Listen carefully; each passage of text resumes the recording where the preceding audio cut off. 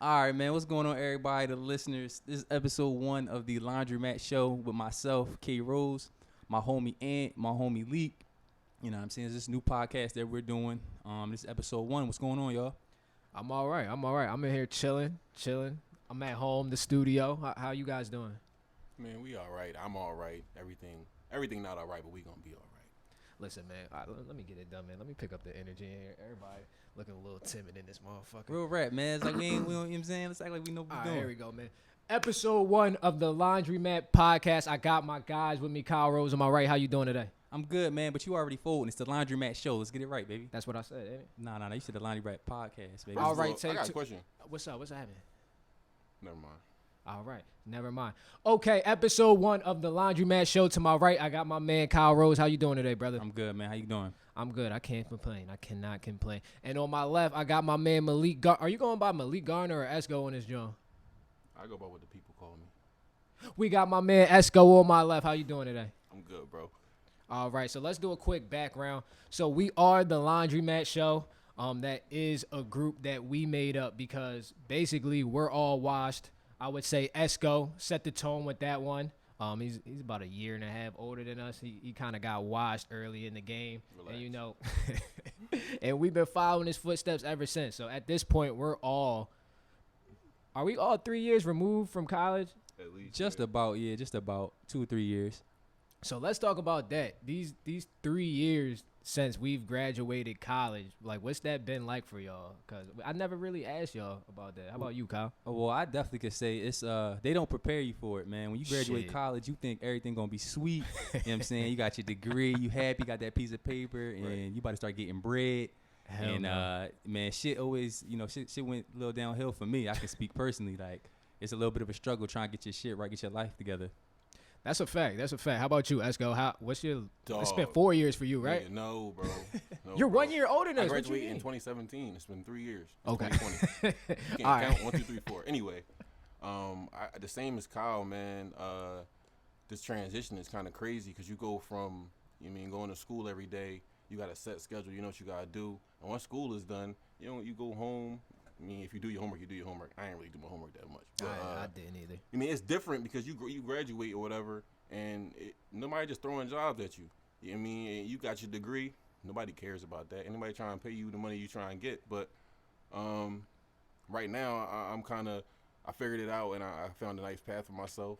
And trying to stick on it. Respectable. What you doing right now, Esco? Trapping. So that's the nice path you talking about, bro. Hey man, they pay the bills. You gotta do what you gotta do.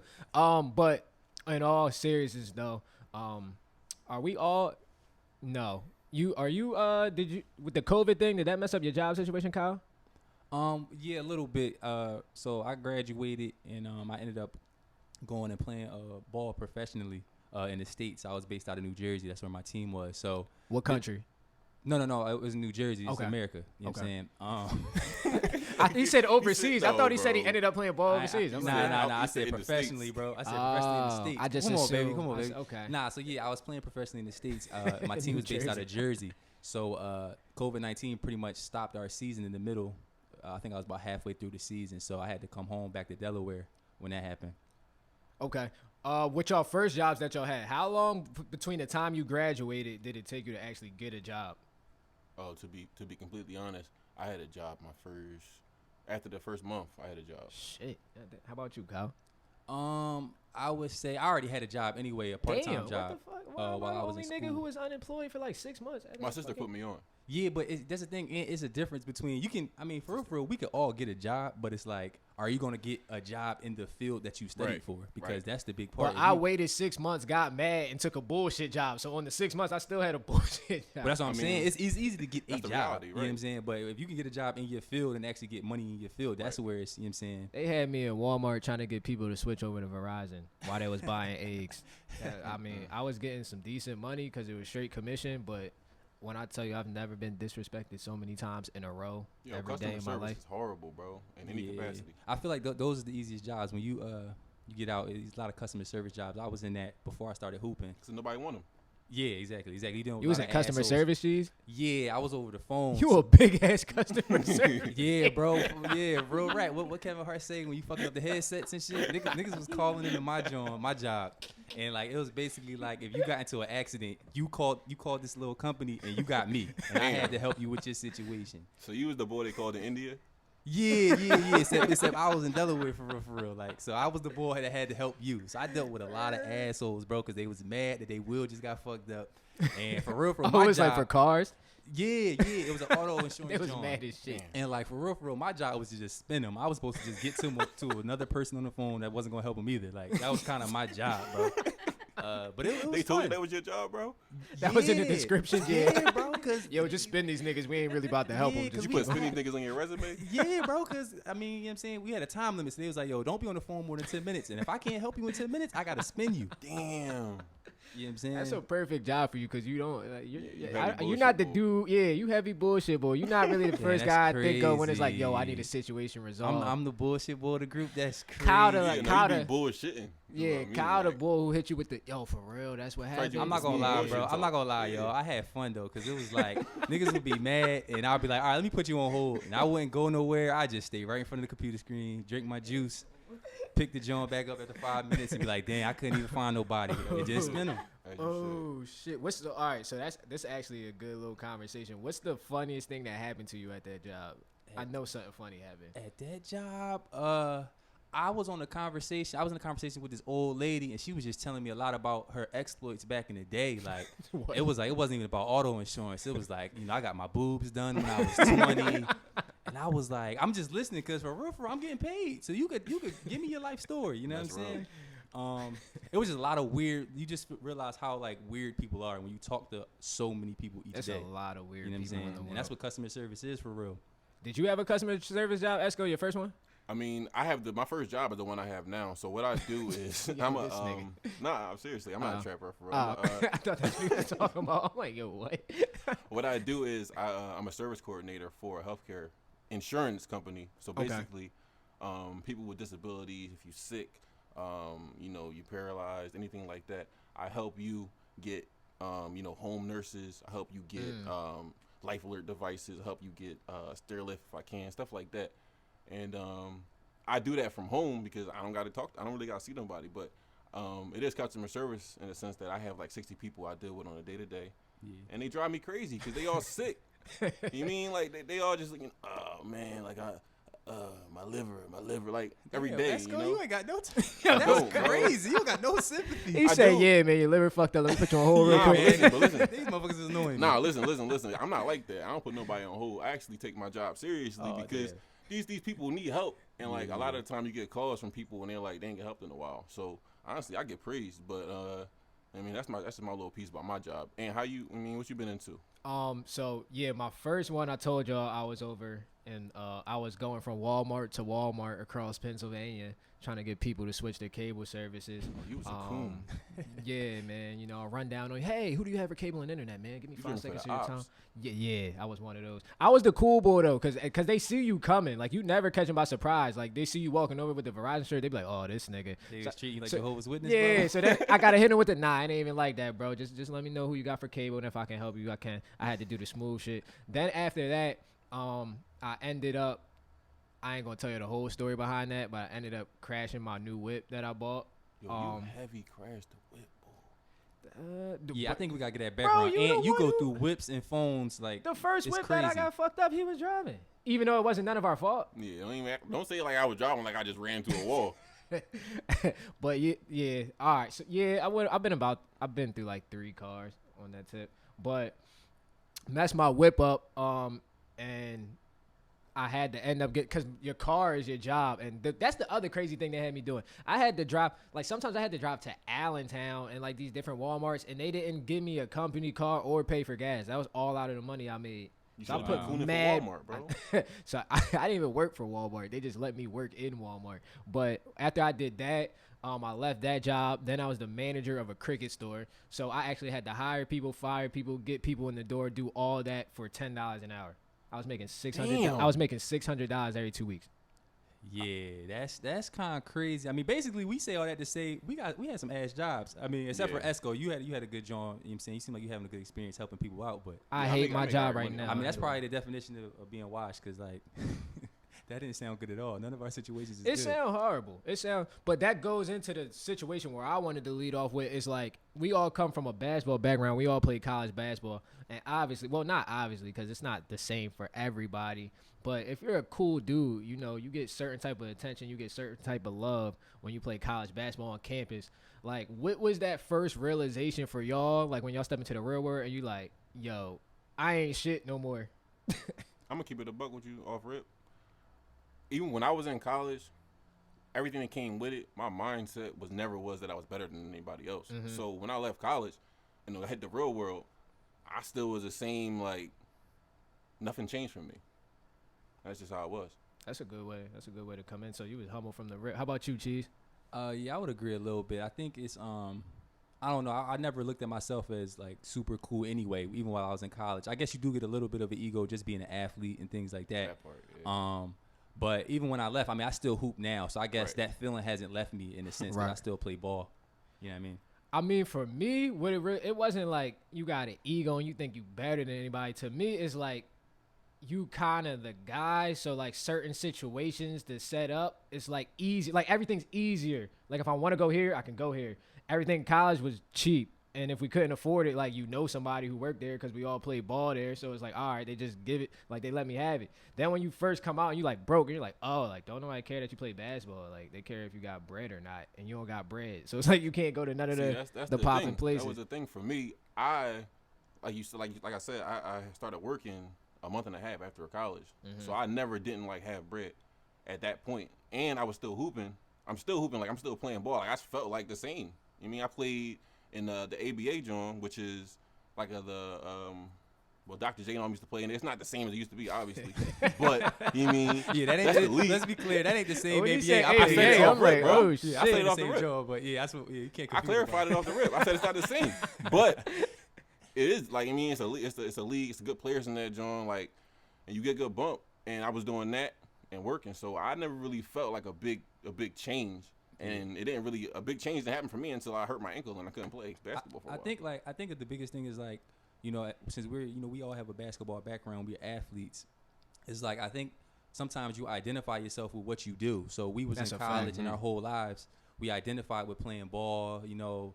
And in college, obviously, it's that stereotype like, you know, you might get girls because you play ball. You might get this because you play ball. That's a myth, by the way. There was a lot of people on my team who ain't getting no action. Yeah, we definitely can get into that. But it's just like you identify yourself by what you do. And I think a lot of times for not just us, but a bunch of hoopers or just athletes, when they leave college and there's no more playing the sports at a high level, it's like, damn, how do I identify myself?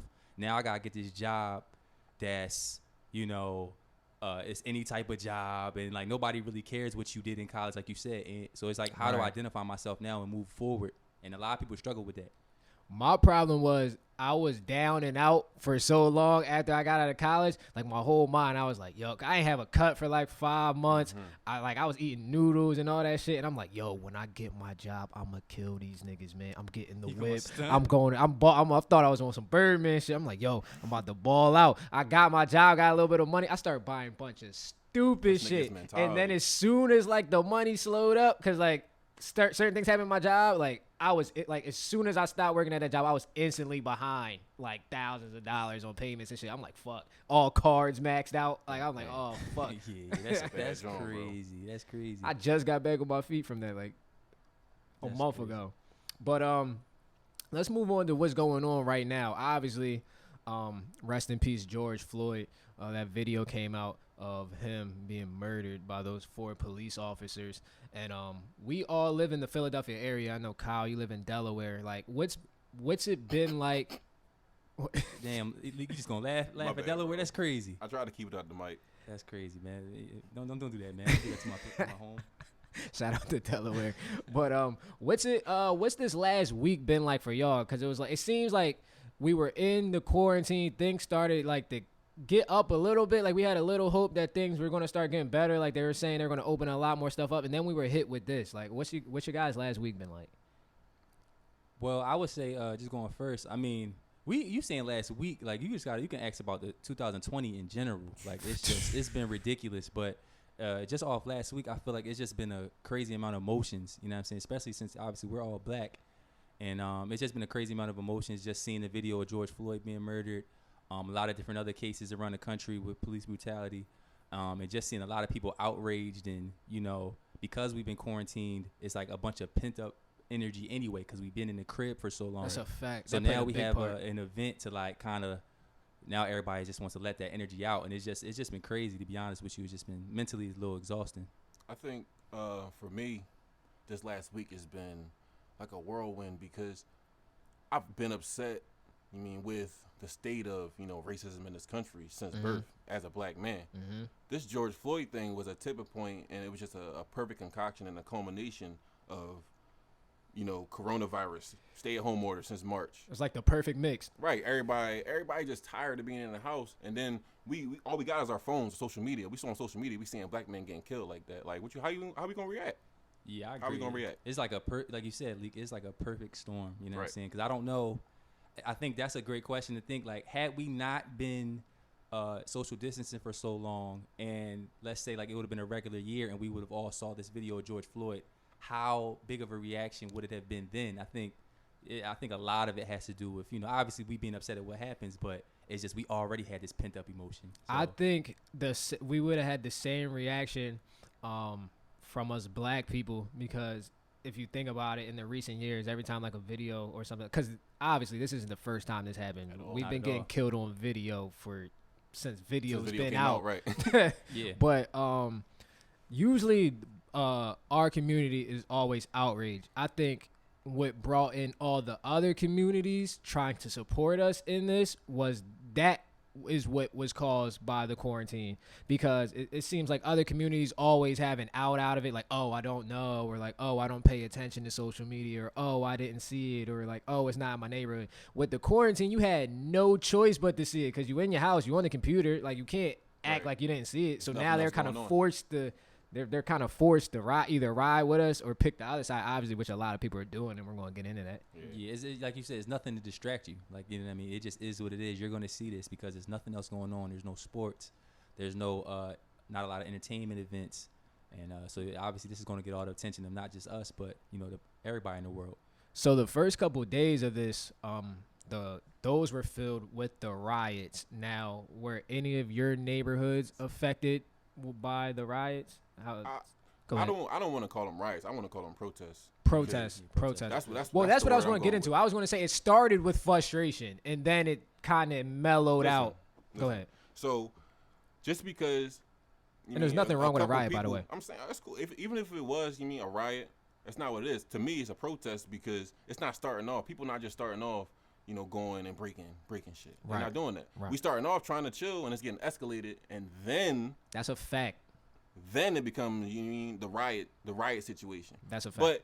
But I was rioting when the Eagles won the Super Bowl a couple years ago. That is also down there. That's a good comparison. I was down there, That's bro. a great comparison. And everybody around me was white. Same level of destruction. Or whatever. Like, well, let me ask you this, because I wasn't outside like that when they did win the Super Bowl. So people were acting. People were setting shit on fire, breaking shit, bro. It was. But they nasty. were drunk. Yes. It was worse because they were drunk. Mm-hmm. Okay. It looked the exact same.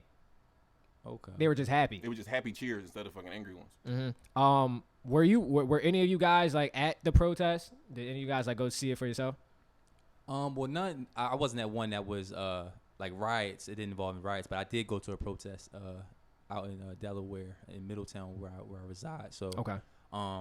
It was a lot of people there, and obviously I live in a small town, like in the suburbs. So it was a lot of people there. So I can really only imagine how many people are gathering in big cities, obviously like Philly, Chicago, and obviously across the country. Like, people ain't playing around. You know what I mean? Not. It's we mean business in the sense. It's like we don't want this to continue, and like I said, that pent up energy, it's gotta be released somehow. Right. Okay, so I went to the original protest that happened in Philly, like the very first one. Okay.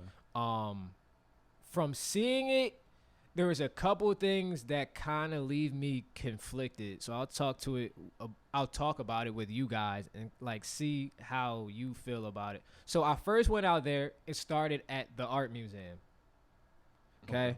Probably a crowd of like 1,000 people. The crowd, as the night went on, obviously it happens with any large group of people. Like the crowd gets bigger and bigger. Like more people see what's going on and they kind of join into it.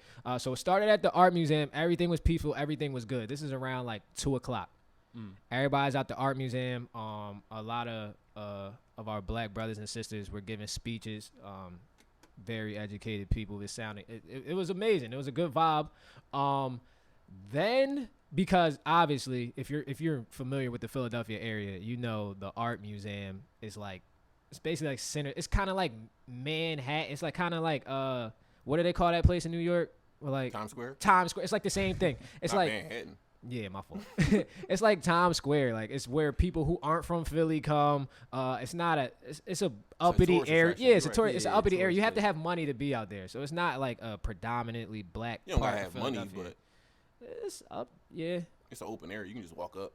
I meant like living around there. The people yeah, who to live live there? there. Oh, for Yeah, sure, It's a for good sure, area, for sure, basically. for It's a good area. So when the people who live in that area started seeing the gathering of people, obviously they come out and they become a part of it. So now we're looking at a more mixed group. And then it's still peaceful and there's more and more white people with us and like they're shouting shit, but it's like exposing they don't know what the fuck they're talking about. What So were it they kind of gives you shouting? the vibe like, oh, y'all just out here to be out here. What were they shouting? Like dumb shit. Like like this one black guy was talking and he was saying something about the cops and like, you know when people shout some shit that like everybody knows but they thought they did something groundbreaking? Yeah. The one girl was like, the system can't protect who it was never made for. I'm like, bitch, shut up. Like, what are you? I mean, that statement is Right, is nothing wrong with correct. I mean, Bro, we been new. Like, what? What's wrong with her Yeah. saying that though? I mean, No. obviously we been It knew was that, but we gotta keep saying it was the timing because it was like everybody out there already knew that. The one dude was talking, he was making great points, and she like kind of like cut him off just to yell that okay. shit. And it's like, yo, like, I don't what? like when they do that. yeah. Interject. So then we go from the art museum and starts moving down to Center City. Now this is kind of where the shit gets nutty. So we get down to Center City. Obviously, like this was probably, it wasn't planned out that much. Like they gave the memo out that they were going to do this the day before. So like there were still cars and like at Center City, and it was a nice day at the time. So everybody's out there. They start spilling into the intersections and like blocking off all the cars. So at this time, it's like cars are trying to get by. They can't get through because it's like 5,000 people out in Center City. People are starting to graffiti buildings, like kick in windows. And everybody who I witnessed doing that activity was either a white person or an undercover cop. How do y'all feel about that? Every single one? Every single one that I witnessed. I That can't you speak for witnessed. everything. See, that's the crazy thing to me. It's like, because obviously I was at a peaceful protest, but it's like even watching the news, it's hard to tell because I mean, I feel like it would be easy to say it's all just white people and undercover cops, but it's like, is it our people out there doing it as well? Like, you know what I mean? Like, it's like who is actually doing the looting and all of these things that people are saying? You know, that the What news is I reporting. noticed are, I'm trying to figure out a better word, but I can't when I do. But the white people who are coming to these protests are starting it off. The police are responding to that, and then they don't just respond to them. They respond to everybody, which aggravates everybody. Now everybody's doing it. And then it just starts the chaos. And then it just goes downhill from there. Got you. I mean, I think it's a shame. Cause I don't know. I think it's weird because it's like you got to question the motives. Like, why exactly? I won't just say white people, but whoever is doing, causing the chaos or whatever, and causing the police to respond. Why are you doing so? Is it because you're upset and this is the only way you think you should let out, your anger, or your disappointment at what's going on, or are you just taking advantage of the situation and just starting chaos so that black people and everybody that's actually out there for a reason, have detrimental effects? Like, are you just taking an opportunity to be selfish and steal away the limelight from what we're actually doing and protesting for? I don't know. It's just weird to me. Like, what exactly are you doing it for? You know what I mean? I still haven't answered that question. That's what I've been trying to figure out. It's like, why? I think the better question is, regardless of what these people are doing, throwing a brick through a window, any of that stuff, you cannot respond to a protest about police brutality with fucking police brutality. Yo, that's the. Yeah. I was Period. watching videos like and watching these cops, and I'm like, this is exactly why we're on the street. What the hell are y'all doing? Like watching they run niggas over with horses, all kinds of Bro, shit. Like, you see that video in Buffalo where they push down the 80-year-old man? I did see that. That's see that. I wild. wonder why we mad. Yeah. Like, what? Yeah, and that's that abuse of power right there. I think for me, like the interesting thing too is because the reason I'm asking myself like, well, why are some people acting out in this way is because I believe with this situation, it's just giving us an opportunity to see two different sides. You know what I mean? And it's like some people, like even some prominent black people in the culture, they're kind of like, well, why are you guys? If they have money and they have businesses, Call like, it what it is. They're cooning. They're cooning. Yeah, and I agree. So it's like they're like, well, why are you looting? Like, how do y'all feel? I guess I want y'all opinion on this. Some people have this opinion that why are you looting and stealing and messing up businesses in your own community? And they're kind of criticizing some of the people out there. I see you getting hype, Esco. I'll let you go first. Go ahead. Yeah. Listen, fuck the property, bro. Fuck it. Fuck all that property. The only way that we're gonna get any kind of change is to mess with that money. And we are getting a lot. I hope people are noticing a lot of shit is changing undercover. Now, they're trying to keep that under wraps so we don't know what we're doing is working. But a lot of things are changing undercover. No doubt. No, let me play devil's advocate, Esco. If let's say you have a family member that has a business in an area where a large group of people are protesting, and obviously chaos ensues, and the business is, tarnished, people are throwing bricks in windows, stealing things, looting things, and that's a black person's business. How do you feel about that? Because obviously that's what some of our people in our culture are speaking to. I got two things about that, but go Listen, ahead. so the type nigga that I am, if anybody that I know, if I know you and as a close friend, which in this situation I'm guessing that's what you mean, and that you own a business and you own a building, you better have insurance. And I'm gonna make sure you got that. So in this situation, and my friend is probably a black man because most of my friends are black. Mm-hmm. We gonna be in the same boat, chilling. We got insurance. It's okay. I'd rather get social change and be progressive than have my store. I agree. And I agree. I was going to say something else, but going off of what he said, which I love the way he ended that, we're not going to see real change until our community goes, it's more about us and what we're trying to do than me. Right. Like, yeah, this might fuck up the bag that I'm getting, or I might lose an endorsement personally, right. But fuck that, because me having this bag or this store or this whatever is not more important than all my people having their rights. Right. I think the perfect catalyst for this movement right here that we have going on in 2020 is the actor John Boyega. He was in Star Wars. Okay. The black dude from Star Wars. Yep. This man is everywhere, doing everything, saying whatever is the right thing to say right. to whoever needs to hear it, and he don't care about his job the next day. This man was in Star Wars. This is Disney. Yep. Disney John. Like they're not trying to hear that. Star Wars might be done, but I like the fact that I saw, people on social media, other directors, producers, like, we got your back. We gonna cash you. So. Right. Speaking of Star Wars, there's been a war going on amongst the stars, guys. That was corny. That was corny as shit. But listen, man, it's a lot of celebrities out here trying to mess up everything they've built. It's like they're racing to do it. Every day, I feel like you said. It's a new one every hour. I'm like, what are you doing? Like, yo, how I'm gonna use social media to ruin my career? And then my thing is that, see, here's the problem. I understand that you got famous off of social media and always being on social media, but if you're flustered, you don't know what to say, or you don't think what you're going to say is the right time, it's okay to shut the fuck up and not say anything. It's like these people feel like they have to say something. Like, you really don't. Especially if you're black. You don't have to have a comment. Right.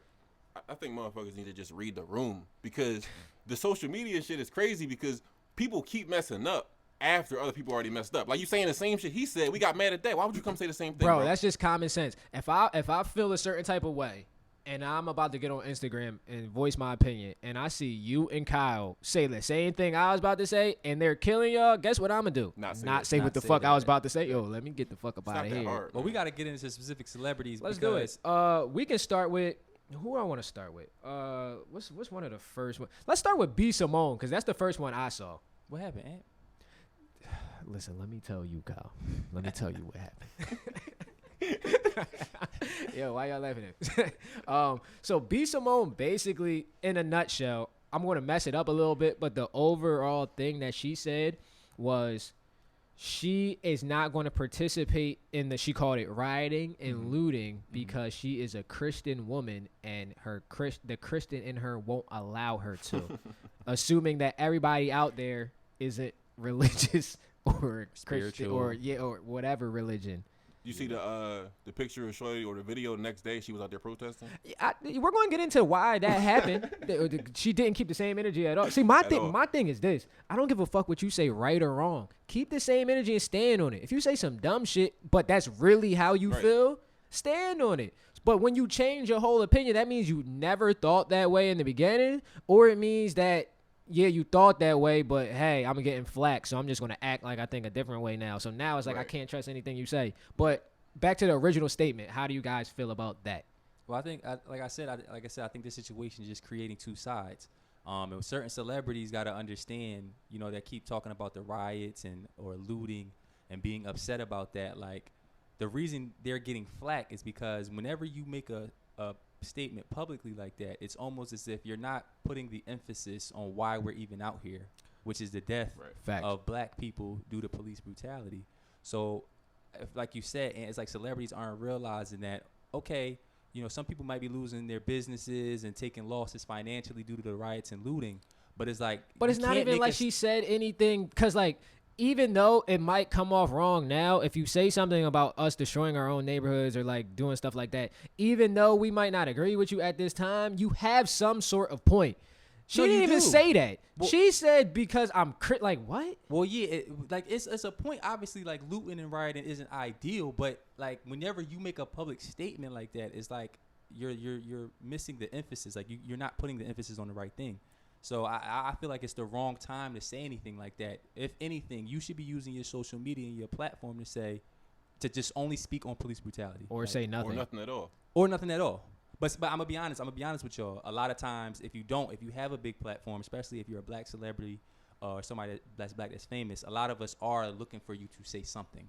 And so it's very easy to just say something simple. Police brutality has to stop. See, my thing is, I blame us, the consumers, because we have to realize why we made some of these people famous. I'm not looking for a B Simone take. Like, who cares? Like, when all shit hits the fan, I'm like, oh my God, where the fuck is B Simone at? Simone. So she's like, what? Like, gonna ask Ja B Simone. Yeah, that's the same. Her and Ja Rule. I'm looking for them. Where are they at? I need their take. So then, like we said, going, like, you see your man's take, like, you see your friend getting killed on Instagram. Somebody who she does skits with all the time, the dude Desi Banks on Instagram, just like, I think it was the same day, jumps right out there. He was first. Oh, he was actually. So B Simone should have saw him and shut the fuck up. Oh, he wasn't the first one, but he was the first that day for sure. So Desi kicked the whole thing off from what I saw. So Desi said, and he thought he killed him too. I know when he posted that shit, he was like, "Oh, I got these niggas, man." He's like, "I got these niggas, man." Parlay can't save him now. Yo, listen, we gonna get into parlay, man.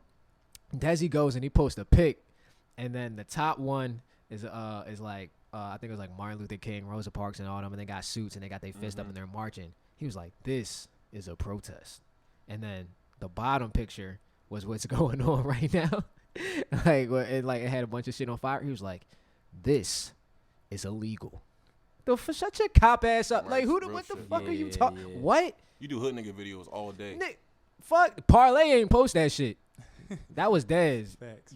Parlay ain't know nothing. But like, what the fuck, bro? You're famous off of making what would hood niggas do, and then you talking about some shit like I don't know, man. And I think it's just bad timing, man. It's just you just can't. Like I said, it's just my biggest thing is like the emphasis, man. Using your platform to emphasize the right thing. I think you gotta. When you're at a level of celebrity on social media, you have a certain following, over 1 million or so. Every statement you make is a public statement. Every single one. That's a fact. Mm-hmm. So it's gonna get out. That's a fact. You can't try to tweet it and delete it. 8,000 people done screenshotted it. It's about to get out to millions, bro. And then his follow up was, first he tried to stand on it, and then I guess he got some phone calls, and then after losing 500,000 followers in like a couple hours, which is wild, he hopped back on with a new video. He didn't look as confident as the first one, and he was saying, like, yeah, man, I didn't mean to hurt anybody. You know, it's just a suggestion. But Tears let's in all, his eyes. yeah, the nigga wanted to Basically cry. apologizing. Yeah, basically he just stood off of it, which is like, you're okay. Like, that's all you can do. But it's like, bro, there's no need to apologize if you read the room and think about what you say, and when you say it, you don't have to apologize because you're just jumping out posting shit before you even got your thoughts together. Like, relax, bro. Yeah, I think, and there's two things I would say. First is like, obviously we see with celebrities, bro. Like, common sense isn't, you know what I mean? They just like us. Us like regular people. Some people got common sense, some don't. And then also, like, it's interesting to me to see how a celebrity responds to the backlash, because in Desi's case, he was quick and he looked genuine. But he was quick to, like, you know, I'm sorry, I apologize, versus somebody. He like, wasn't quick. He tried to stand on it the whole day. And then once he realized he had nothing to stand on, he was like, shit, well, yeah, I got it. Yeah. Versus, okay, in contrast would be Simone, who. She was at the protest the next day. Black Lives Matter. But she wasn't really apologetic at all. She actually was kind of antagonistic to the people that was coming at her. Like, listen, I can't be canceled. Like, shit. I'm what? already, see, you know what I mean? She had an air of arrogance to her. See. What I'll say about that is, as far as canceling, like, if you are a person who made, like, timeless, legendary stuff, like R. Kelly, it kind of is hard to cancel you because it's like what you do is, like, embedded in everything. Yeah. Like, even if you cancel like, we did cancel R. Kelly, but, like, his music is still everywhere. Like, you know what I'm saying? His legacy's still there. Yeah. No. I'm not saying that we're not going to. I'm not saying that not listening to him is hard. I'm saying he already put all the work in. Like, as much as we say, yo, we're not fucking with him no more, it's like we all still know he's alive. Like, you know what? You see what I'm saying? Like, what he did is still there. Yeah, I think. Well, I think. B. Simone, what the fuck did she ever do? Like, she's acting like she's a legend in the game. I can't. Why? Because you're an Instagram comedian. It's like 500 of y'all. We can easily tune out and tune into the next chick making ratchet Instagram videos. Like, I don't understand. What does she do that's so monumental? She can get canceled. I don't know how much canceling that actually happens or if it really works, but she could, because, like you said, like, she ain't did that much for us to really care. I'll unfollow her real quick. You know what I'm saying? I never did follow her. I never followed her. Yeah, I had to follow her to see what was going on. And then I unfollowed again. Let's get into some funny shit. Did you guys, so speaking of celebrities using their platforms for the right reason during this cause, did you see the powerful statement from Madonna with the help of her son? Yeah, man. Oh, man. She had that poor boy doing the chicken dance. They said she woke him up like, hey, get downstairs, dance.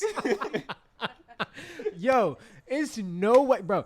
See, this is my problem. But I'm wrong. It's me. I'm wrong.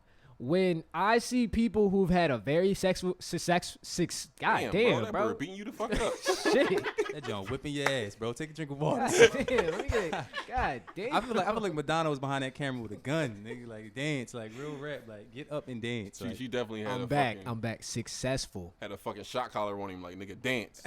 that shit is crazy, bro. Let me try this again. I feel like when people have a successful There we go. career, Round two. they have to have some level of intelligence. I'm realizing I'm wrong. That's wrong. Because to me, I feel like if you're successful in something, like, you're at least in one part of, like, smart. But I'm wrong. So if you're an intelligent person with everything you got going on, with everything that's going on, why the fuck do you think it is a good idea to get your adopted? Like, you know the optics of it. Like, you're a celebrity.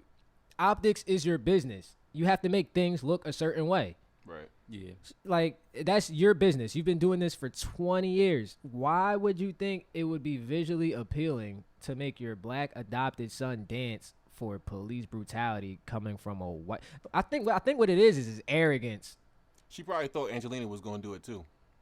Yeah, they all be having those black kids. I think shit looks crazy. I just think it's tone deaf. I think, like, what the celebrities got to realize, like, this ain't the time, bro. Like, I think a lot of times, like, these talented celebrities, entertainers, singers, or whatever, they think entertainment, like, now's what not the time the fuck for is this nigga pop locking in the living room going to do for police? What do you mean my son doing a tribute for police brutality. Like, oh, Yeah, thanks, like, my we're past- nigga. we're Like, past yo, the- my the nigga got tributes. moves. I appreciate that, bro. Like, shit just so easier out here for us now that you was doing all the He moves. danced Like, us the freedom. And Yeah, the crazy thing is, here's the crazy thing is, I would have gave him some leeway if it was hot. I don't blame. That shit was hot. That shit was ass. I don't blame the young boy because he a young boy. At the end of the day, that's your mom. Yeah. She told you to boogie. You got a boogie. No, but the she dancing should have was never ass, though, told. man. Let's just be clear. Like the dance. Nah, he was getting ass. his moves Like, off. And the nah, kick, bro. he had a little kick, the little Michael Jackson. I said, okay.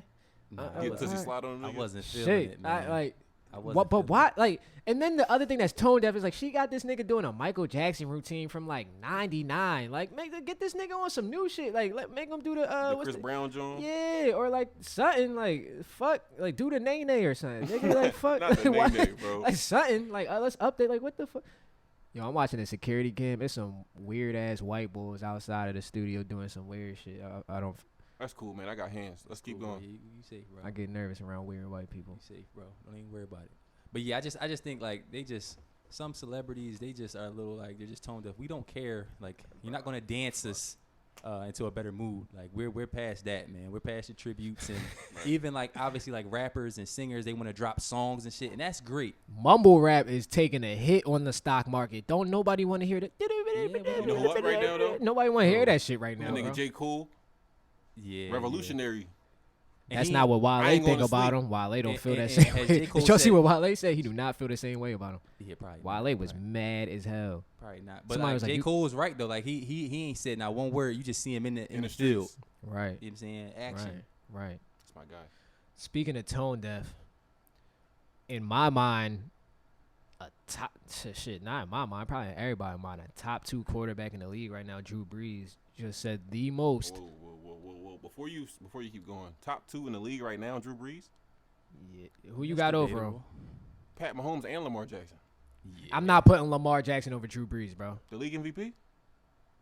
Yeah, I'm Okay. not putting him over Right Drew now? Brees. In this right climate, now, you no. got to put Lamar Jackson. Well, over, no, bro. after You he, well, bugging. no, You cooning after, right now. no, after he said what he said, I got a lot of people over All right, Drew I'm Brees. yeah, I'm talking about switched up. before he dropped the statement. I felt Before he he was a dropped the top ball. 2. Yeah, I felt he was like now his skills not really looking like what they used to be. Well, He what kind of what falling what off. happened? Ant? So he was doing an interview. I feel like interviewers do this shit on purpose. They were like, "Yo, this guy looks like he has no idea what's going on. Let me ask him a question about it because he's gonna say some wild shit and get our views up." Me looking at Breeze, I don't get no impression that he knows what the fuck's going on in the black community. I did.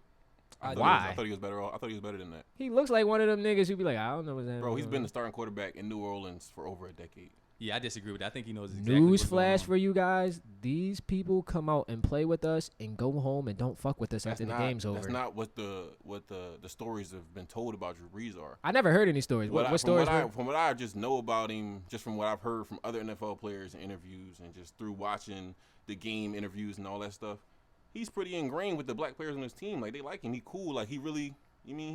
So I don't know where it is. They consider him a brother. I think it's Right. a difference between being ignorant and not caring, though. You can be educated and actually have an idea about what's going on, and not care. That's very true. The reporter asked him, "Hey, with everything that's going on now, with this George Floyd protest, do you feel?" Basically, he asked, "Do you feel any differently about taking a knee during the national anthem?" Which is a great question because they were really passionate about not taking a knee during the anthem. Like, people lost their jobs, people got suspended. They were really felt strongly about that. So then they asked him that, and basically in a nutshell, what Drew Brees said was he will never understand disrespecting the flag because he had 2 grandfathers that served, and the feeling that he gets when the national anthem plays and he puts his hand over his chest is a feeling of unity that we all should feel when that song plays. How do you guys feel about that? I'll say my opinion for last.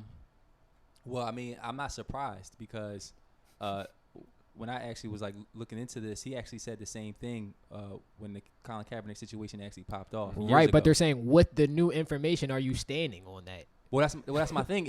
Nothing's changed. It's been the same situation. So if you felt that way years ago, I'm not surprised that he doesn't feel any different now. You know what I mean? Because it was clear as day why Colin and a lot of those players were kneeling back then. Right. So, and he still held that opinion that it was disrespectful to the flag.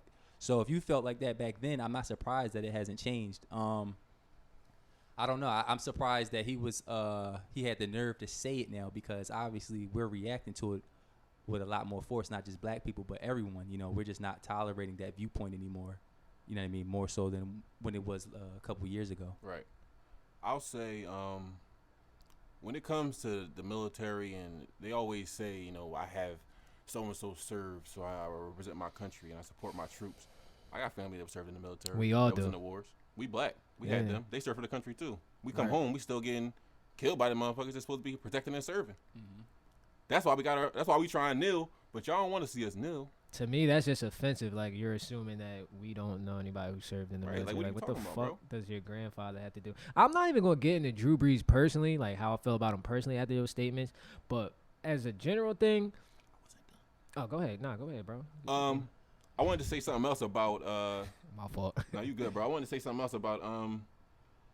Kyle said you can be.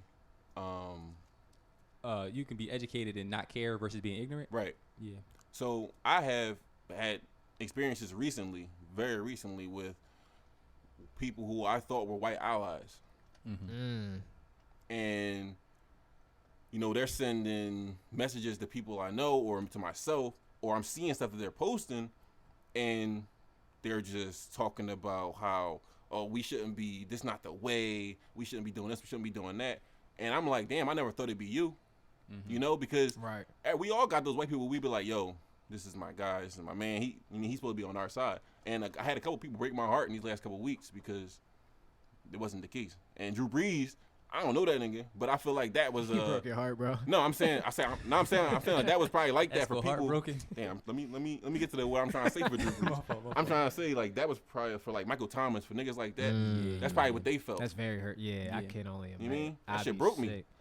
What I don't understand though is like, and it was even before this George Floyd thing. It's like, as a black person, we can literally tell a white person, no, this is what we mean. Mm-hmm. And then they look at us in our face, hear every word we say, and they be like, no, that's not what you mean. You mean this. Like, bro, I just told you it's not about the flag. Why you keep telling me? Like, I literally told you 100 times it's not about the flag. Then you're like, well, I don't like that you're bro, I just took, like, what? Like, what? That should do with the flag, bro. If I was trying to disrespect the flag, I would burn it or pee on it or some wild shit like that. It's no way somebody's going to convince me that Drew Brees is for the first time just heard that wasn't about the flag. He's probably heard that 20 times. Yeah, and that's what's crazy. I agree. 20. That's crazy. And that's what I mean. I'm not, so it's like, you should be able to change your stance when you get that information that, you know, the reason he's doing it is just to bring awareness to what's going on in the country with black people. So, yeah, I think I agree, Esco. It's kind of crazy. And I've had a few situations in the past few weeks where, you know, people I consider family, you know, expressed a viewpoint that I was just surprised at. Like, wow. Like, you know, I've had people close to me say certain things like, you know, I'm not going to post Black Lives Matter because, you know, the same old spiel that you're all going to hear. Lives matter. Lives matter. Yeah, the same old spiel. And, like, that is heartbreaking a little bit. My life matters, too. Blue lives matter. Yeah, they just still, protect how you gonna police. steal our joint? Like, how you just gonna steal? What? Like, and it's so simple to me. It's like, obviously, all lives can't matter if black lives don't matter. Right. You know what I'm saying? And it's just, I think it's so much going on, so many layers to it. Well, speaking of changing stance, he issued an apology. Said he apologizes for everybody that he hurt with that statement. Then I see this stuff be looking too calculated to me, yo, because some moves happened. I think it was either late yesterday or earlier today that got him looking good again. I'm like, yo, nah, bro, he kind of got let off the hook because and the 45, President 45, I'm not, yeah, y'all know who I'm talking about. President 45, this dude's he's really a troll. Like, he's like, him and 6ix9ine, like, are like the same person. That nigga tweeted China with an exclamation point. Donald Trump, I think he tweeted him. Somehow he reached out to Drew Brees and he was like, he basically asked him, why'd you apologize? Like, why aren't you standing 10 toes down, my nigga? And then Drew Brees hit him back with like this thing basically saying, with the information that I received, I understand it was never about the flag, and you too, Donald, need to see that. And but yeah, basically he fired back at Donald Trump. So now everybody back on his dick again. Like, yeah, that's the Brees we know. Yeah, my boy. I'm gonna be honest. I felt it was genuine. I would assume it's a genuine because I don't know. I think it's so many different, like I said, layers to it. It's like some people just feel like you do anything during the flag except for standing up is disrespectful. But I don't know. I felt that it was a little bit genuine, especially to go back at Donald Trump. I think, I'm inclined to believe him based on the information. Like Esco was speaking on how a lot of You people. thought Drew Brees was going forward when Big Trump came through? Yeah, I did. Because that kind of shows who you are for real. If Trump is telling you why'd you apologize, if you on Trump's side, you're gonna be like, yeah, why did I apologize? Bro, you only got so many sides you can flip back and forth between. He couldn't go back. He already jumped. He tried to jump over here. He tried to jump back. Yeah. He was gonna go back in the locker room. He couldn't play football ever again, bro. He trying to go back to his team. So y'all don't feel like it was genuine. No. He had to say that. He really had to say that. Really. Bro, I feel like break it down. You knew before George Floyd got murdered, before Breonna, before Ahmaud, you knew. We've always known. So before Rodney King, you knew. That's bullshit to me. And I want to say a little piece about why I think this flag shit is so glorified. Oh yeah, please get into that. Because if you didn't bring it up, I was gonna bring it up. Let me talk about that a little bit. So go ahead. For me, my idea and my experience, I went to when I was in elementary school, middle school. They had you put your hand on your fucking heart and do that national anthem, right? Every day. You had to do that shit, right? And you get in trouble if you didn't. Right. And also, in class, all you learned was how great America was. America. Well, white Americans. America. When it came to Black History Month, we learned Don't throw in MLK real quick. Black History Month real quick. You get the three or four black people and you go right back to the whites. They don't talk about none of the genocide, nothing, the disease, the wars, all this shit. They found America. Nobody was here. They wasn't talking. They came over here. Right. The joint was. They were like, oh shit. This all ain't nobody. This empty apartment. Yeah, and they just walked. In my mind, that's where a lot of shit. Well, it starts at home. Racism starts at home. But when you go to school and you sitting there learning that, oh, white people are great. All we do is great. And you don't hear shit about no other race, nobody. You're going to think you the best. And that shit leading false sense of reality to these motherfuckers growing up and becoming these racist people, or these people that's really trying not to be racist, but it's so ingrained in their fucking mind, they can't help it. Now that you said that, I never really got why a lot of white people were so patriotic, but now you explaining that, it's like, yo, their whole life they've been told how great fucking America is. I don't feel the same way. They have a hard time believing, like, what? You don't think? Like, no, bro, we ain't live the same life. Sporting events. As soon as you can start playing sports, you got your hand on your fucking flag on your chest before the game doing the national anthem. Facts. At every level. Yeah. Every level.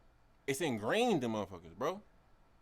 Exactly. I also think when the Colin Kaepernick situation was going on, when he was kneeling, the government and obviously our leader, not our leader, but not our leader, bro. He's not our leader. The point guard of America. By title. The point guard of America. He's running the show. Yeah, they were smart in terms of using that type of feeling ingrained into a lot of white people or just ignorant people. Using that feeling of being patriotic and using that to kind of distract from what he was kneeling from. So they made it a situation about disrespecting the flag and pushed that narrative and that propaganda to certain people. Right. And then now people like Drew Brees, I mean, I can only assume just, didn't even try to pay attention to exactly what was going on. It's like, yeah, they are disrespecting the flag. I don't agree. And it's like, you're not even understanding what's really going on. This nigga ain't going to disrespect America on my watch. Exactly. So before you can even understand what's going on and hear what Colin is saying, they're pushing that narrative to you to get you in your feelings. And people like Drew Brees, I just think it's disappointing that even if you had that original stance with the education, if you are who you say you are and your teammates and black teammates are vouching for you, if you are who you say you are, you should have been educated during this time and been able to. That shows when all this happened, he didn't even reach out to one of his black teammates. Right. There's no way he was in contact during the offseason with his black teammates. This happened and he gives that take. How could that be though? That's a good question. Like, how could that be? Like, were they vocal and trying to get with him? Like, yo, you need to understand exactly what's going on. No. It's off season. He was living his own life away from his teammates, who I don't think he really, from the vibe I get, he doesn't really reach out to them when it's off season, which is, you don't have to. We're coworkers, but I feel like he was living in his own bubble, and then this happens, and then he spoke. From the time the George Floyd thing happened to the time he spoke, I don't think he had a conversation with any one of his black teammates before this happened. Because if he did, there's no way I can believe he had conversations about George Floyd with his black teammates and still gave that take. Right. Yeah, I think it's just crazy. Go ahead, Chief. No, go ahead. I ain't saying that. Oh, all right. I think that for any white listeners we might have, shout out to y'all. Right. Shout out to y'all. This is what you got. What you guys should do to try Tell to. them what they need if you to don't do. understand our plight, I understand why you don't get it because I don't see a lot of y'all in my neighborhood. I never have. So Tell you're not them where gonna you from, bro. understand. I'm from North Philly. Yeah. I've been living in Northeast Philly the last 7, I don't know, whatever. Don't matter. I live in Philly. I don't see no white people in my neighborhood like that. So I understand y'all not gonna understand my plight and this everyday thing we talking about. But what I want y'all to stop doing is don't take these famous black people, these celebrities, and think that all black people are just famous and celebrities and all that shit. Because I see that a lot. I hate to break it to you guys, but just because we're from Philly, we do not have the same money as Meek Mill. I'm not even talking about money. We don't have the luxuries of Meek Mill. We don't live like Will Smith. I ain't talking about money. I mean, like, let me see. Oh, Will Smith made it. Why can't you do it, Esco? Right. That's what I mean. That's what the fuck okay, I mean. all right, yeah, That's what I mean. Yeah, that's a good transition. That's what I mean. That's a good conversation. That's what I mean, bro. That's what I'm trying to get across right here. Meek Mill grabbed himself by the bootstraps. Why can't you? Oprah's a billionaire. What are you doing? Like, nigga. Try not to get shot, motherfucker. Like, and it's like they gotta understand, and not just everybody, anybody that's not black or whatever. Like you gotta understand, those people that they're using as examples, Meek Mill, Will Smith, Oprah, they had to be the absolute best. Right. You know what I mean? They had to be the best version of themselves. Yeah, like absolute best at whatever they were doing to get to the level that that they made it to. You can't hold me to the standards of a nigga who played 2 different characters in the same movie. I can't do it.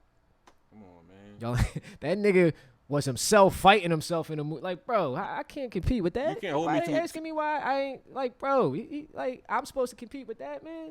Like, nigga played himself. You can't hold me to the same standards as a nigga that got released from jail and took a helicopter to the playoff Eagles game. Bro, like, come on, Or bro. the Sixers game and rang the bell. Nigga. What, nigga? Come on, man. Listen. Okay, so a good way to transition out of that thing is because I'm tired of talking about Drew Brees, but let's just talk about the situation Fuck in Drew general. Brees. Facts. Facts. We all played basketball. Let's make it personal. If let's say the same exact thing happened, one of your white teammates gave that take. How are you reacting? What's going on? You go ahead, let's go. Shit, bro, listen here. We went to school in Bloomsburg. Oh yeah, if you're Bloomsburg not University. familiar with that, that is going towards the top of Pennsylvania. That's like middle. Bloomsburg's like the middle of Pennsylvania. It looks like down south, but it's cold. Right. Country. So I went to two colleges, 2 universities. I went to University of Maryland, Baltimore County, obviously in Baltimore. The hood. Pretty much urban. The And then I went to slums. Bloomsburg, real rural. Country. And my teammates was never like, I don't feel like I had racist teammates. I didn't feel like that. Like at the time, I never felt like I had racist teammates. And even now, I've been pleasantly surprised by a couple of my teammates who I didn't think would like speak out, but they have been. I'm not gonna say no names. That's not what this is about. But like, I have been surprised by, and there's been a couple of them, not just one. And you know who you are if you did that. You know what I mean? But we went to school in Bloomsburg, bro. Yeah. If we didn't have those teammates, and somebody had said some shit like that, I would have just talked to him, let him know. Like, I would have got with him probably the same way, hopefully, Michael Thomas or one of them niggas got with Drew Brees, had that talk with him, and now he defending us against the president on Twitter. I know you have to be professional, but do you think it's hard after that to go to war with this person symbolically during the game? Because it's like I know you don't fuck with me. Bro, you can yeah, that's easy. I've not fucked with a lot of my teammates. Like, nigga, you can have a broken hand and play basketball. Like if you ain't think about that shit, yeah, you can hoop. You gotta get that shit off your mind. Well, I mean, I think we also gotta like be clear. It seems like as far as with Drew Brees, a lot of his black teammates are actually, they believe him. Right. But we're saying making it personal with you though. Somebody on your team. Yeah. So I would say with me, it's like if they share that stance, if you're my teammate and I really fuck with you, I'm gonna give you the benefit of the doubt and try to come to you and try to explain to you why you're wrong. And if since I'm giving you the benefit of the doubt, I'm gonna assume that when I provide you this information, a little bit more education on what's really going on. You'll now, be able when to you change your provide mind. them, what happened? Okay, let's go deeper in this conversation. So you provide him. I'm gonna paint a fake scenario go scene ahead. for you. Okay, you provide him the information. He says, "Stay in your lane, Kyle. Shut up and dribble." What's your next point? We Joe Mixon at that point. Yeah, I don't even know. I'm gonna be honest with you. I don't even know how it's. See how Kyle stuttering. He don't want no hands. He don't want no smoke. Kyle, that's not Kyle. That's not Kyle MO. But oh, you see, y'all play. Y'all try to joke. Nah, bro, I'm just saying you're not a violent bull. I'm not even. Oh no, I'm not. That's not your thing. Nah, we smooth be bull. You think you I would be confused in that situation because I'd be like, nigga, you dribbling too? Like we basketball players. Like what are you talking about? Like listen, bro, leave the politics for the white man. Grab a rebound. Yeah, see, that would be disrespectful. Yeah, then I had to get in my bag a little bit. I try to come to you peacefully, you know what I'm saying? And now I got to be a different ball. There is another topic. I ain't even going to speak about it because the dude's not even worth it. He didn't even play an NFL game yet. But some bozo who got drafted just now named Jake Fromm. I think he went to Oklahoma State or something like that. Mm-hmm. His ex-girl, I think, leaked some text messages that they shared because I guess they're not fucking with each other anymore. And one of those text messages, she said, "Hey, do you still feel the same way?" And he was like, "Yeah." Basically, he was like, "Yeah, I think they need to allow, I believe, like automatic weapons, but make them so expensive that only elite white people." Bro, fuck Jake Fromm, man. I'm sorry to this man. Yeah, that's just a dumb take. It's a horrible fucking take. So let's not even get into that guy. Do you guys have any? Speaking of police brutality, which obviously the majority of this show is going to be about because of what's going on. Mm-hmm. Do you guys have any personal stories of like a cop assuming you're doing something because you're black, or like you being a victim of police brutality or anything close to it? I would say, and I guess that's what makes it frustrating is like when I hear certain people say it's not happening because we're black. So obviously, like you said, and we got personal experiences, and I can speak on it. Obviously, being in Bloomsburg, anybody that went to the school knows we have a block party, which is a big gathering of people, not just from the school, but they come out just to party from basically. all over. Yeah, from all over Pennsylvania, basically, to come out and party with Bloomsburg. So I was in the car with two of my friends. We were all black. And all we did something. That was your first mistake, being in the car during block party. Yeah, that too. No, that was okay. Your first mistake was even. How dare you get in the car and be black? Don't do that. How dare you? Your second mistake is why were y'all in the car during block party? That shit just looks suspicious. How dare you travel? Y'all are black and in a car during block party, bro. Y'all would have pulled y'all over too. It's crazy. Up, go ahead. So basically the situation was we pulled into a parking lot. And we did it the wrong way. Like we went into the wrong way. But because of block party, it's so many people. So oh shit. Yeah, we were wrong in that instance. We were wrong in that instance. But because I said share a story where they generalizes. You look like you were dead wrong this second. I'm fucking with you. See. Yo, we gotta watch out for Ant. Yo, don't give him a badge. Using that Walmart too long. Don't give him a badge. But so basically that's all we did. And we were in the parking lot, and the cops came up to us. They pulled up, and my situation was basically, obviously we were students at the school, and even though we pulled into the parking lot the wrong way, they got flashlights shining in the car. Mm-hmm. They talking real reckless to us. What they say? For example, we're giving our like identification and all that, saying we go to the school, and it was a hammer. My homie had a hammer. Oh shit, yo! I know. I thought you had the. No, not he had a hammer. Yo, I thought the same thing. I said, yo, how the fuck? He had a hammer. Y'all niggas is wild. Talking about Ernie? Nah, what you talking about, bro? You know, boy like Ernie. Oh, nah. Oh, yeah. So my homie, right? So he had a hammer, an actual hammer in the door. Fuck, you do construction? Yeah, I know, right? I don't know why he had it. It is strange that he had it. It is strange. I ain't gonna lie. I was like, why do you have it, he told me why he had that shit. He told me. Yeah, so. Don't say it on air. So basically, they're getting our identification, and one of the cops goes, he says, "Oh, so what, you got a hammer in there to beat cops' heads in with?" What? Yo, bro, what? Real rap. So Nigga, mind you, and like y'all just been saying earlier, pick your weapon of choice. I'm a hammer. non-violent. I'm peaceful. So I'm like, whoa, like yo, like where's you going with this, boy? Like we chilling, trying. You know what I'm saying? All Sir, you have a gun. I am not going to try to hit you with this hammer. Yeah. So he's like, yeah, what you got a hammer? So to beat cops' heads in with, and like what? And bro? it's like obviously that's a situation like that happens on a day-to-day basis where like cops, especially towards African Americans, they'll say something to try to provoke you. You know what I mean? That's a fact. And myself, like y'all said, I'm non-violent. I'm real chill. But my homie was like taking the bait. Like he fell for the ice grilling. Bro, he fell for the crossover. Yeah, he reached. Bro, I'm like, bro, chill. Like you know what I'm saying? They're looking for a reason to escalate this. or else why would you say something like that? Some stupid shit. And that's the shit that happens. That's the little shit that people, they don't get to understand if you're not a minority, you're not black. It's a fact. You know what I'm saying? That can change a whole situation. If my homie is like, yeah, I got a hammer to beat cops' heads in, now all of a sudden they might be, you know what I mean, taking us out the wheel. You know what I'm saying? Putting us against the car. Yeah, that changed the whole situation. Exactly. So, you know what I mean? That was one situation. I've had a few though. How about you, Let's go? I mean, shit. Kyle was in the matter of fact. Said I had a few. Yeah, Kyle was in one with me. Move the mouse real quick. Huh? Move the mouse real quick. I got you, cuz. Go ahead, let's go. Oh, I said Kyle was in one with me. So a couple of years ago, we were going to New York, upstate New York, for a basketball tryout. Mm-hmm. And wait, y'all were together? Yeah, me and Kyle in the same car as my car. I was driving. I have an impeccable driver record. I don't have no. Nigga said impeccable. Listen to this, bro. Prior to this, I got no tickets. None of this, none of that shit, bro. I'm good. Am I racist? Because I find that hard to believe. A little Am bit. I being racist? A little bit. No, but it's crazy. It's crazy. I mean, I've been pulled over obviously a bunch of times, but like I said, I have a good driving record, so I don't usually get tickets because they can't. I wasn't doing nothing. Yeah. Right. I was just DWB. But this time in particular was kind of breezy. So we on the way up to upstate New York, like I said, for a basketball tryout, pro basketball tryout, and we driving. That shit was probably 6 hours. Mm-hmm. We probably like an hour and a half away.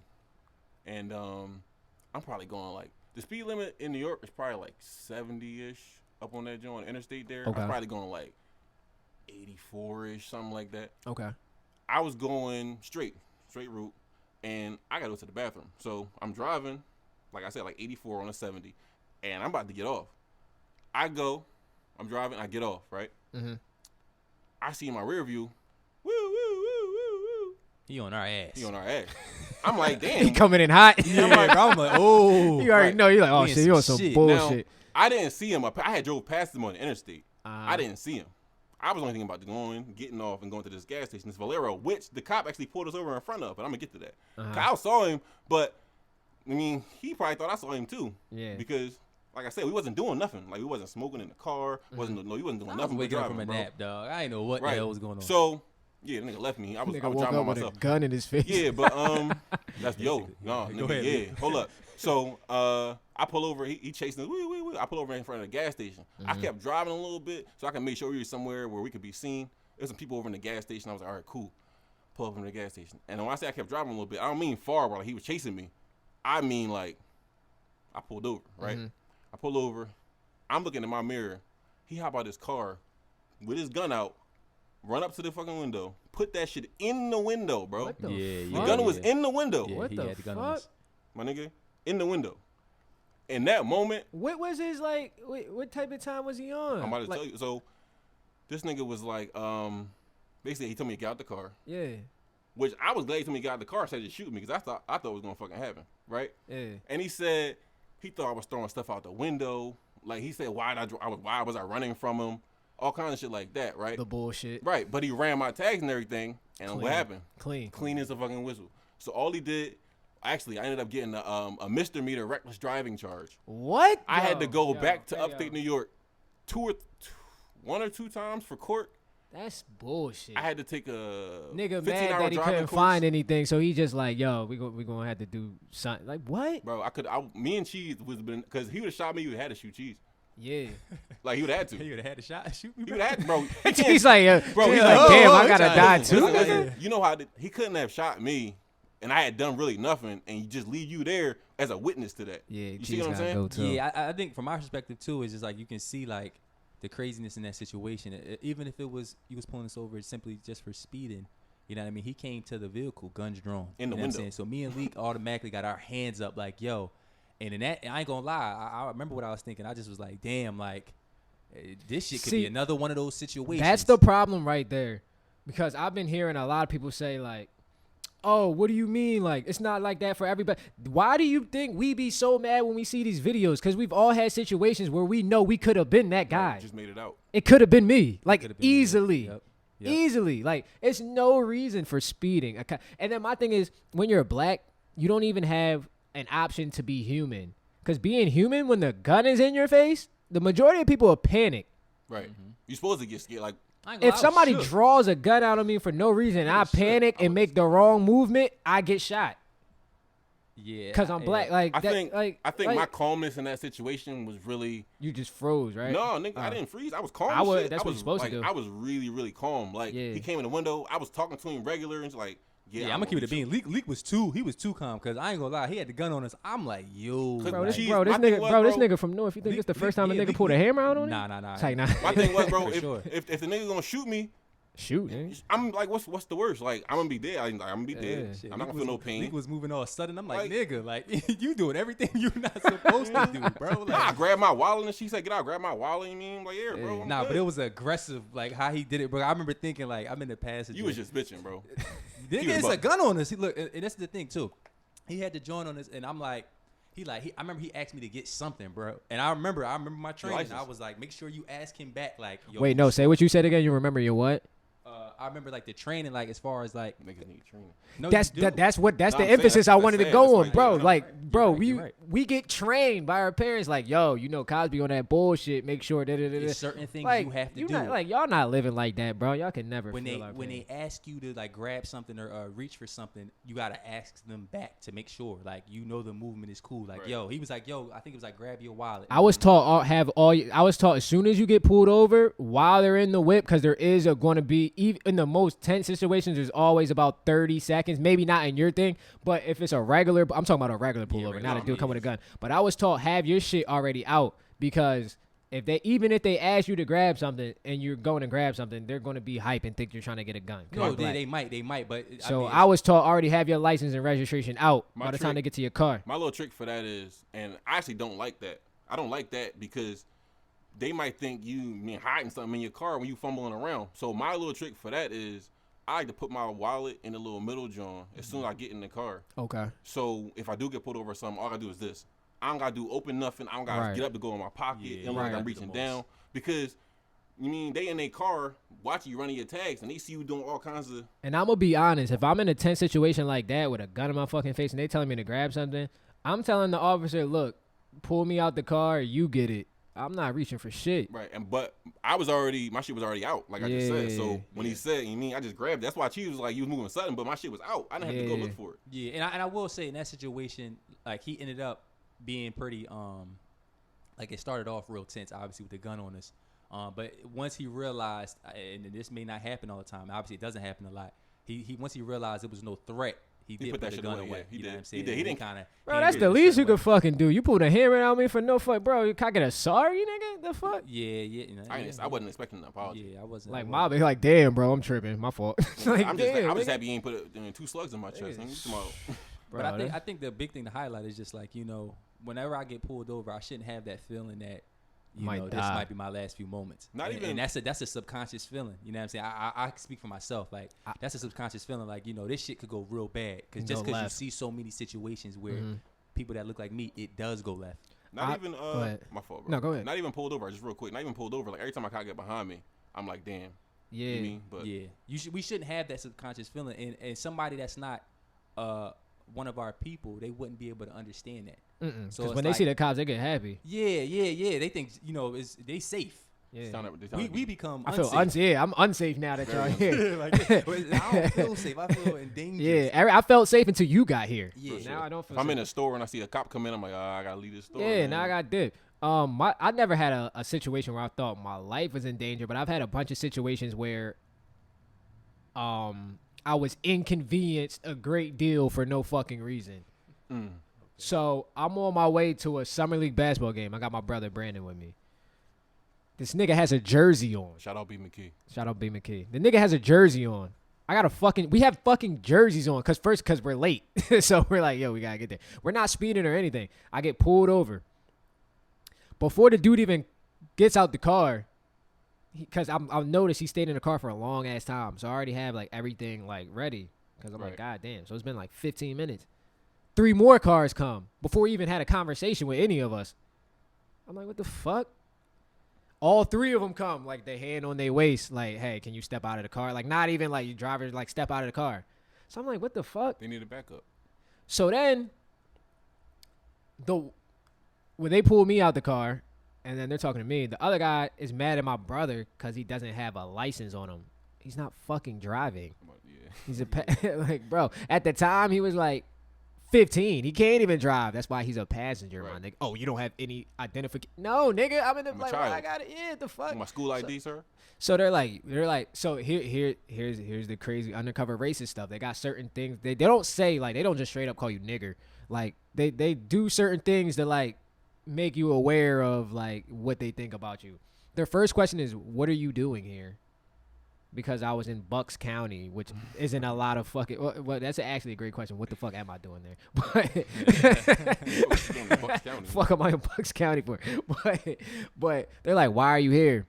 So then, as soon as he said that, I got nervous. I'm like, oh fuck, because when I handed my license at the time, it said Plymouth Meeting.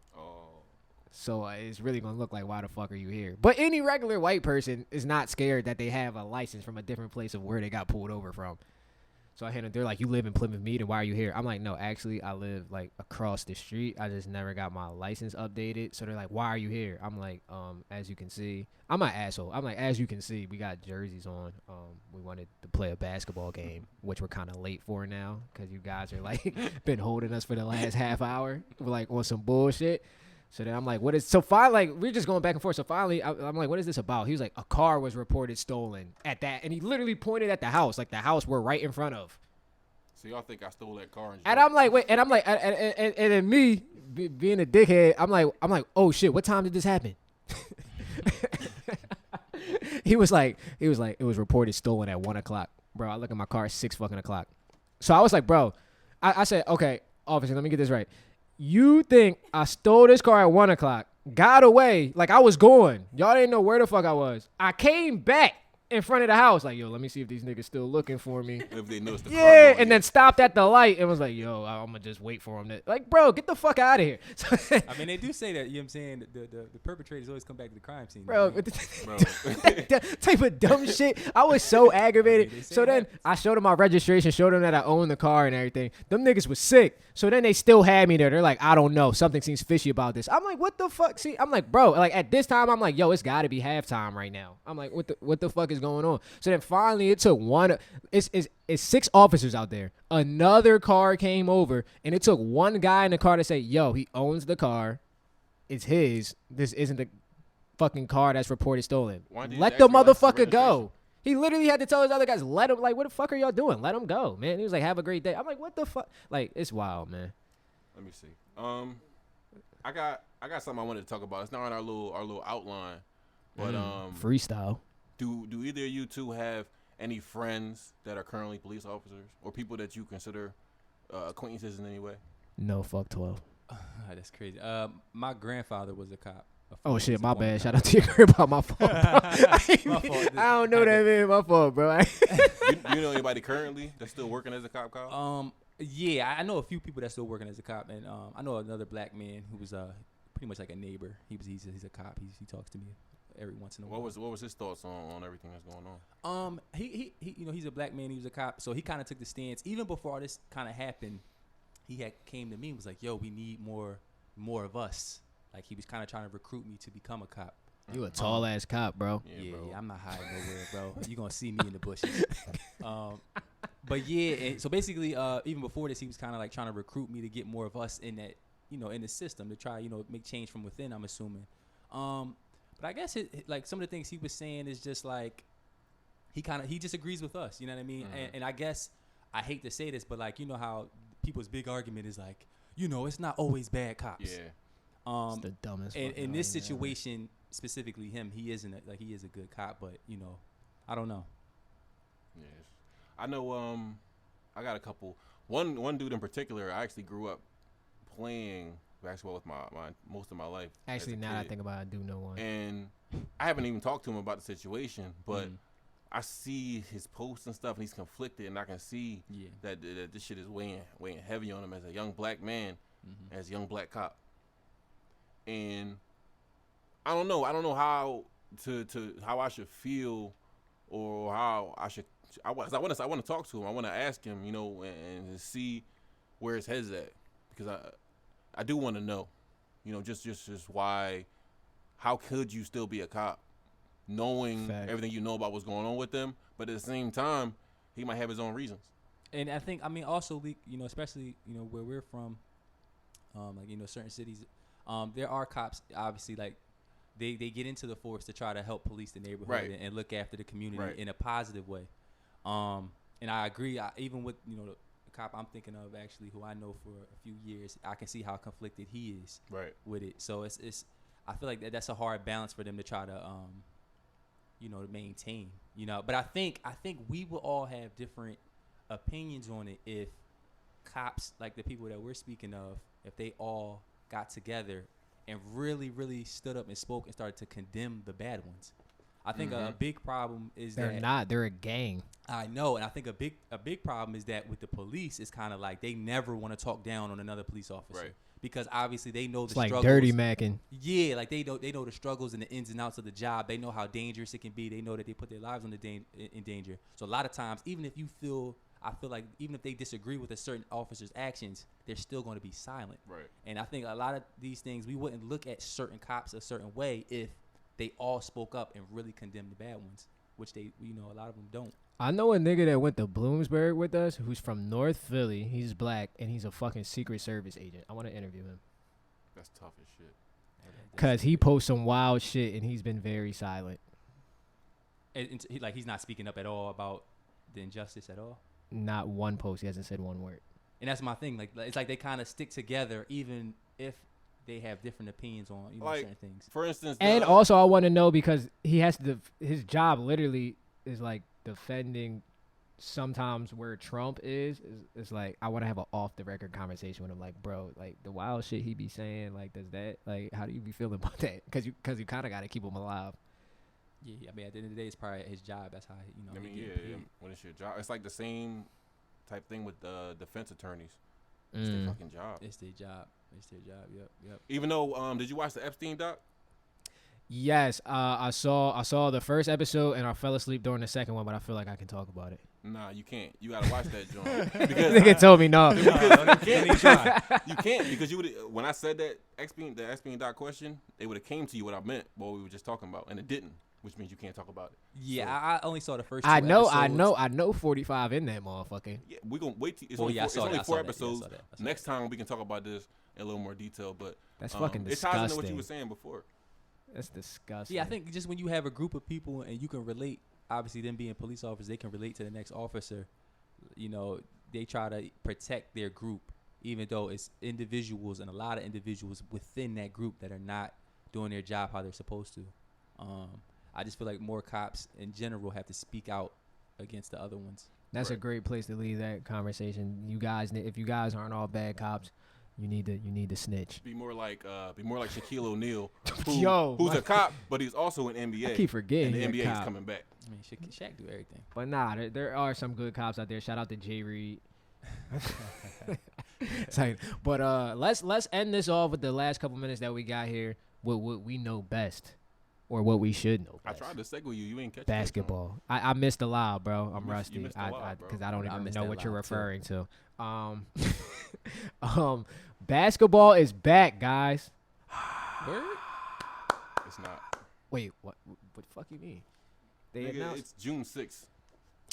All right, niggas want to be mad specific. Mad Basketball specific. will be back The end on of July. July 31st. That's the end of July, nigga. That's damn near August. Well, I meant like it's back, like we know it's happening now. I don't know shit. Yeah, it's a plan. It's a plan in It's motion. planned. Here's my thing.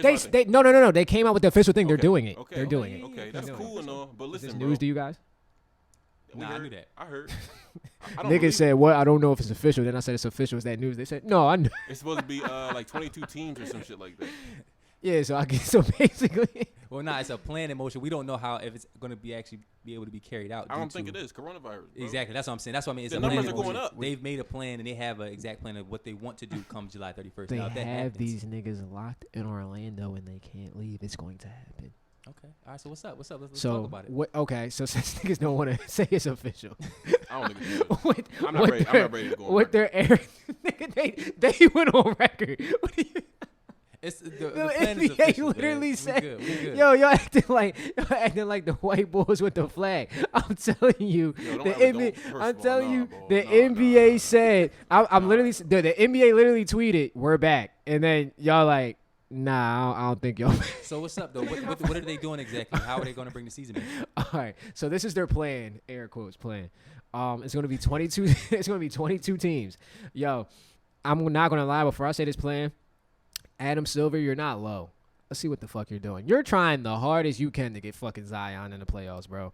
They giving this nigga a fucking stimulus package. But anyway, so there's 22 teams. Mm-hmm. Only 9 from the East Mm-hmm. make it. The other think about that. There's 13 teams in the West that can qualify to make it. And I think The East is already set. Their bracket's already set. Yeah, I think also their rule for explaining it, whether Zion is actually a part of that, was that more teams in the West were within, I believe, like 5 or 6 games. Exactly. I understand that, but if you go as it is, the Memphis Grizzlies are the 8th seed. Mm-hmm.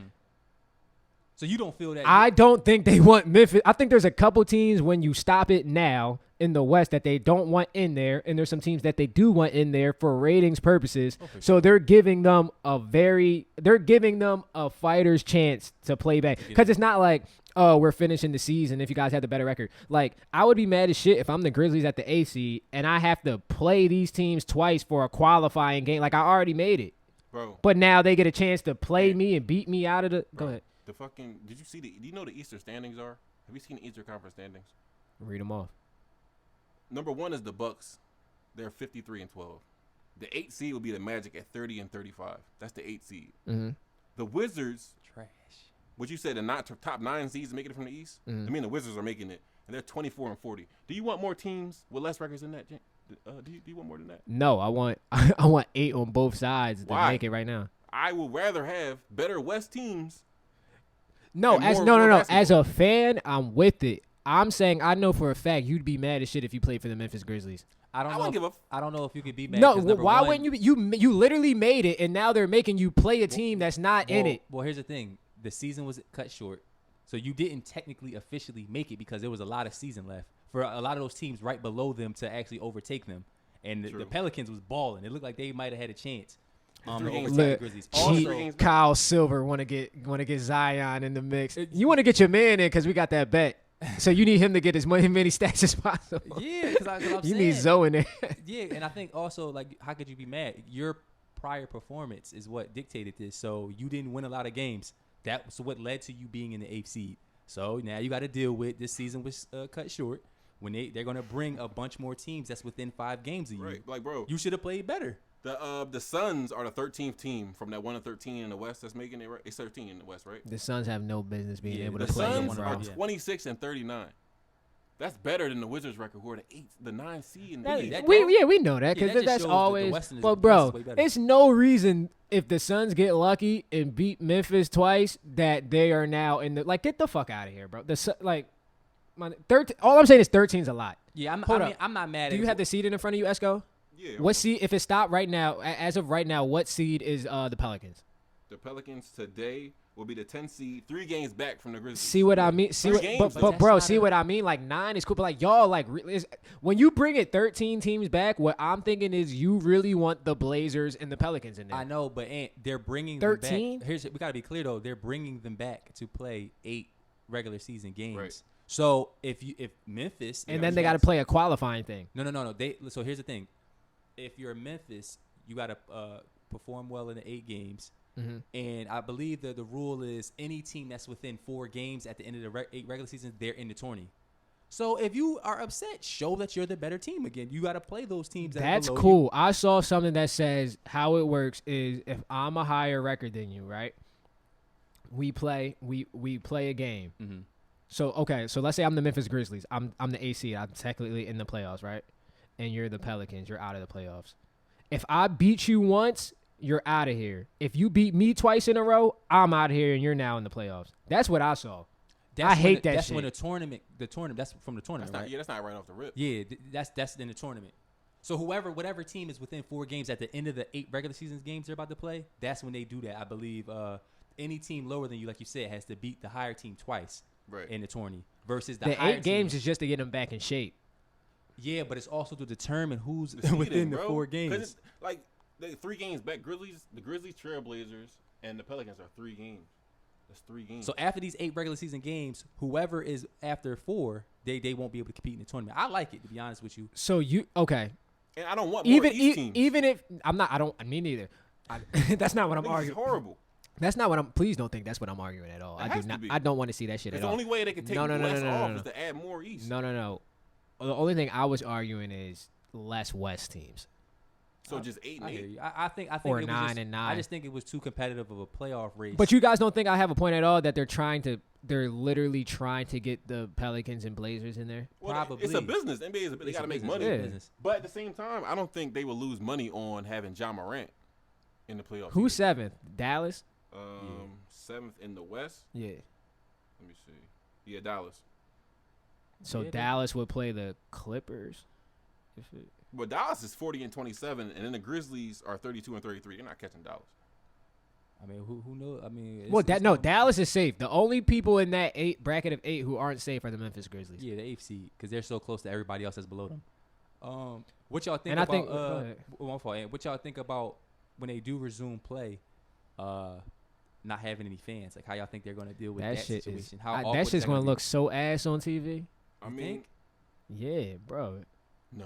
I mean, it's gonna come down to how competitive these dudes are as men, because it's hard, man, to get motivated every day to go do that without them fans, bro. Yeah. I didn't even look at it from that perspective. I'm looking at it at the perspective of a fan watching, especially in the playoffs. The crowd is a big part of the value of watching Some it. players feed off that energy too. They feed off the Yeah, crowd like to the play better. player feeding off the crowd. Then you hear the crowd in the back like don't booing know. somebody. Like I can watch a game on mute, so fuck the I crowd. can't. That's the thing. I can't watch a game on mute. I could just because I fuck with ball, but I mean I liken it to like the early years of summer league. You about to hear their like they about to hear But their yo, John squeaking. That's just Did y'all watch the early years of summer league when there wasn't really no fans like that? I was watching that, John. Yeah, it was great. Yeah, I was watching that, John. So you'd be satisfied if that's what playoff basketball looks like?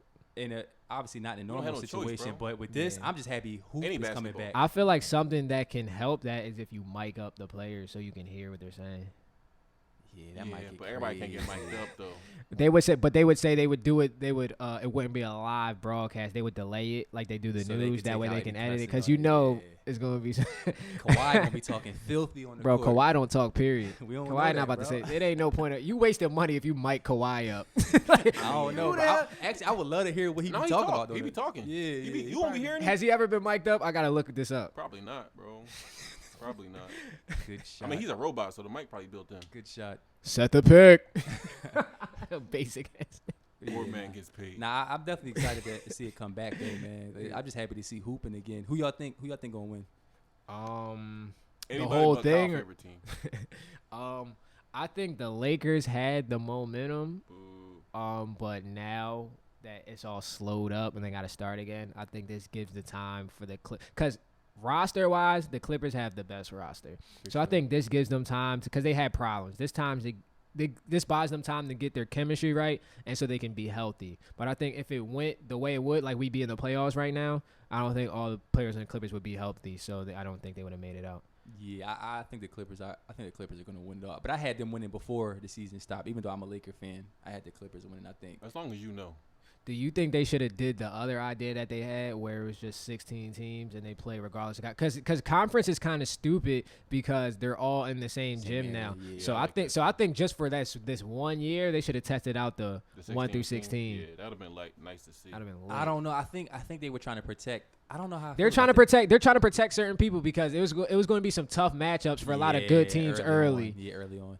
So- Yeah, I think as a fan I would have loved it, but I don't know. I think you do want to reward the teams that actually were playing a lot better during the regular season and not switch their whole plan up by making them play. Like if you in the East, if you a top team in the East, one of the top 4 Round teams, 1 would have been the Bucks versus the Rockets, and the Rockets were fucking out of here. I feel like Yeah, they should've yeah, just yeah, did, exactly. I feel like if you're gonna do 16 seeds, they would have just did they didn't do it by records. So like the 1 seed would play the 16. Yeah, that's that was the what they was original. doing. That How was it the was? original. Yeah, that was the And original Rockets, idea. It was Rockets Bucks. Rockets Bucks. God damn. Was it was Rockets? Yeah, There's the no way Rockets it was matched up with the Rockets Bucks, bro. And I think that First had- John, and then Nah, it was they Lakers. weren't- It was Lakers Nets. Oh, that's not that bad then, bro. as a fan we love it, but I The think Clippers got somebody tough. Who was it? The Clippers got somebody. I think the Clippers had to fuck around and play. it was somebody crazy. Yeah, the Clippers had a crazy. Every John. matchup is probably like a pretty good joint though. Like And a nobody's couple, that crazy. yeah, and then it was like the Heat versus like it was to me it looked solid, bro. I Everybody, liked like, it. No NBA game, no NBA series gonna be easy Mm-mm. like that. Especially now.